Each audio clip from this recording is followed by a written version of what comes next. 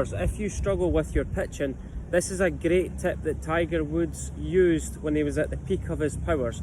One of the biggest things we do see on a daily basis, if you think about where your chest is positioned at address compared to where it is at impact, where many golfers struggle with the club head overtaking the hands, the body stops rotating, chest at address and the chest at impact is directly in the same position. As we come into impact, the chest still remains pointing towards the golf ball. Shoulders are quite square, weight remains on the back foot. Club head gets to the golf ball before the hands do, and we get shots that roll on the ground. We don't create a lot of consistency. Next time that you struggle with this shot, you're going to think about your chest facing the target before the club head hits the ground. So chest is going to face the target before the club head hits the ground. That's going to allow us to start opening up the chest towards impact, but it's also going to allow the club to work up into the left through impact. Tiger Woods' best short game tip to stop the leading edge driving into the ground: grip end of the club works forward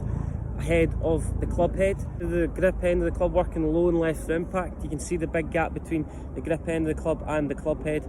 We create too much lean in the shaft forward, the leading edge digs into the ground. As we come through impact, you're going to try and get your chest to rotate and extend towards the target by the time the club head gets to the golf ball. So this tip is going to allow you to utilise a little bit more of the bounce, but it's also going to enable you to stop the club head working severely behind. Allowing the chest to reach the target before the club head hits the ground is a great visual to rotate your chest towards the target, but it's also going to enable you to work the club up and left through impact. And that feeling of keeping the club head out with the hands in is going to enable you to keep that club face nice and open.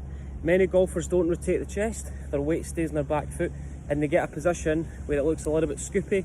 From there, we create a lot of loft, but we also don't create a lot of forward momentum with our pitching. Where your chest is situated at address compared to where it is at impact, you want to feel this left shoulder is going to work up and back, and that's going to enable the chest to face the target. So if you're struggling with your pitching and you want to utilise a little bit more of the bounce, think about the position of your chest relative to the club head. You want to feel like the chest rotates and faces the target by the time the club head hits the golf ball.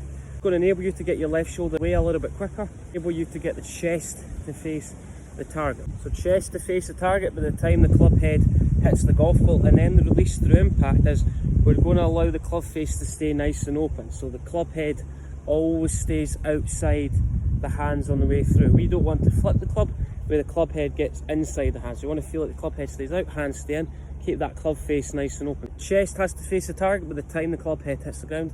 That's going to allow you to open up your chest, but it's also going to allow you to work the hands up and left through impact, which is going to enable you to keep that club face nice and open, and it's going to help you utilise a little bit more of the bounce. So chest to face the target, chest to face the target by the time the club head hits the ground, keep that club face nice and open. So chest towards the target. As you can see from there, that's going to enable me to open my chest up through impact, but it's also going to create this feeling that my hands pretty much match up with the middle of my sternum on the way through.